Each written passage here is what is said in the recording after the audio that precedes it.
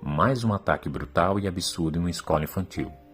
Dessa vez, o assassino praticou o crime por meio de uma competição com outros 3 indivíduos para premiar quem conseguiria matar mais crianças. Vocês conseguem conceber maior embrutecimento e desumanização do outro?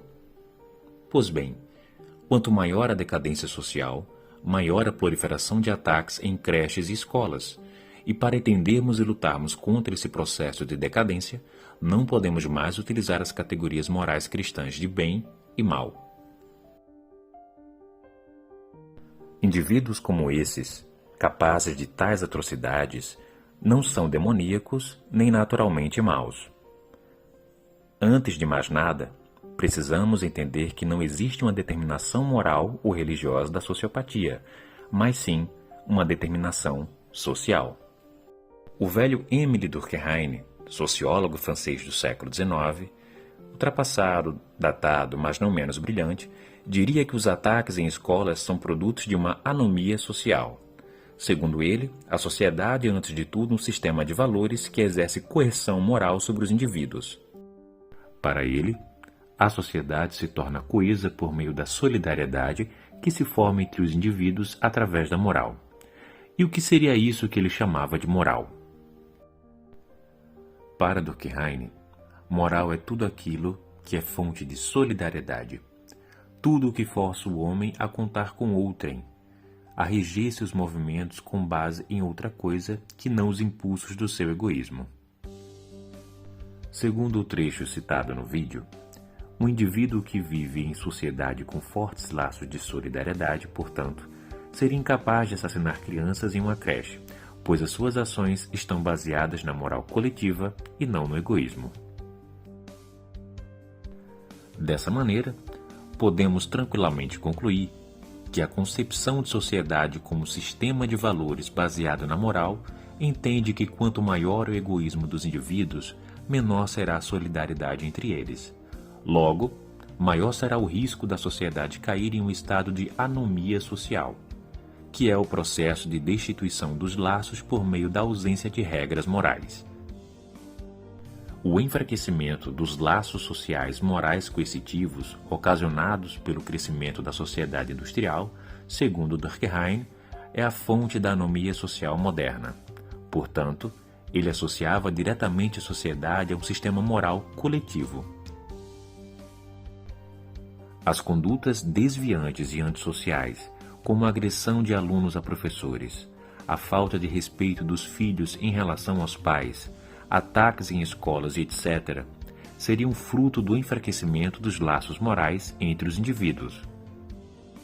Contudo, penso de modo explícito que o caminho de Durkheim também não é o correto para o entendimento da sociopatia contemporânea, pois, antes de terem moral, os seres humanos precisam produzir, comer, vestir, morar e procriar.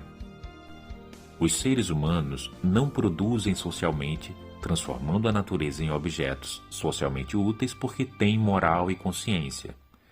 Tudo isso acontece pelo oposto, ou seja, têm consciência moral porque produzem socialmente e transformam a natureza em objetos socialmente úteis.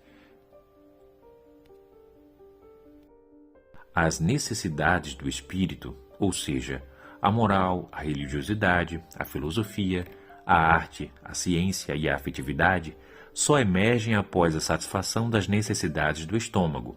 Portanto, se hoje as crianças e adolescentes são mal educados, isso não se dá devido a um processo moral, e sim a um processo social no qual os pais estão cada vez mais envolvidos com a sobrevivência e com a coisificação das relações, e, portanto, as relações familiares vão se dissolvendo em meio ao reino da mercadoria.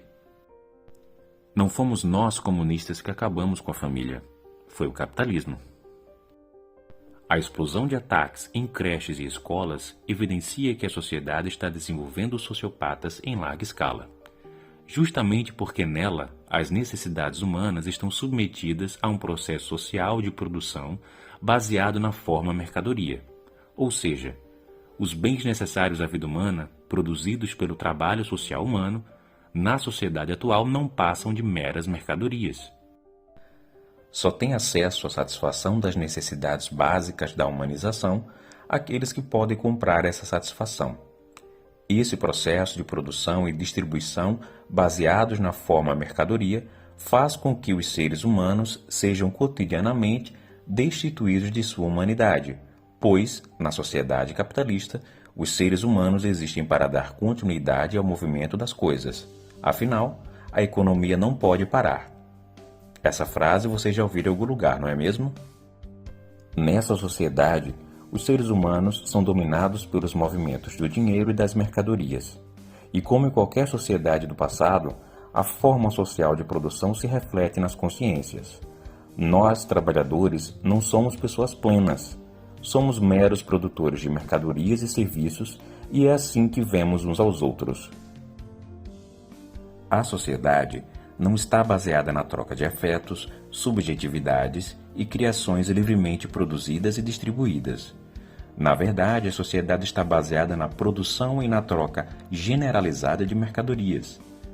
A mediação das relações humanas na atual forma de sociedade é o dinheiro, e não o conteúdo humano das pessoas. E esse processo social desumanizador produz egoísmo, embrutecimento e narcisismo em larga escala. Ou seja, os seres humanos no capitalismo têm a tendência de serem doentios e, claro, a viver em estado de anomia para utilizarmos o termo durkheimiano. A sociedade capitalista é, portanto, formada por unidades atomizadas, países, estados, empresas, famílias nucleares, indivíduos e mercadorias, que se relacionam mediados por dinheiro e não por interesses humanos como afeto, criatividade, projetos em comum, ética, moralidade e trabalho livremente associado, visando a satisfação das necessidades humanas, sejam elas biológicas ou espirituais. Não à toa, os movimentos conservadores e reacionários da ultradireita, como o neonazismo, o bolsonarismo e o putinismo, enaltecem a sociedade capitalista em seus fundamentos, cultuando a atomização social, pátria, empresa, família, indivíduo e mercadoria. Ou seja, a ultradireita é a barbárie organizada. Em praticamente todos os casos de ataques em escolas conhecidos no mundo, os assassinos eram adeptos de ideologias de ultradireita. No caso do Brasil, em todos os casos, os assassinos eram ou bolsonaristas ou neonazistas. Uma das graves consequências desse processo social atomizado é o fato de que os indivíduos vivem em concorrência uns com os outros, operando a coisificação mútua de suas individualidades. Os indivíduos, portanto, veem uns aos outros como coisas, e geralmente coisas sem valor, pois, de modo geral, valoriza-se apenas os indivíduos bem-sucedidos, ou seja, os ricos. O que vale socialmente, portanto, é o quanto de dinheiro que temos no bolso, e não se somos afetuosos, socialmente úteis, inteligentes, amorosos e criativos. Portanto, não podemos exigir mais amor e menos maldade das pessoas enquanto os indivíduos lutam por uma sobrevivência por meio da perseguição obsessiva de finalidades egoístas. Enquanto a sociedade se basear no mercado, na concorrência e na luta pela sobrevivência, teremos que conviver com a sociopatia, a loucura e a violência cada vez mais desmedida. Por fim, o capitalismo, cada vez mais extremo em suas contradições, produzindo cada vez mais miséria, desemprego, desalento, depressão, irracionalidade e falta de sentido, os ataques em escolas serão cada vez mais frequentes. A barbárie já está instalada, e por isso o humanismo radical deve retomar com força total. Ou nos rebelamos contra a desumanização que o capitalismo nos impõe, ou seremos cada vez mais tragados pela destruição da humanidade, dentro e fora de nós. Por isso, o marxismo está mais vivo do que nunca, pois é o único projeto social capaz de dar respostas teóricas e práticas à humanidade do século XXI. E se você gostou desse vídeo, se inscreva em nosso canal, compartilhe, ative as notificações e até a próxima.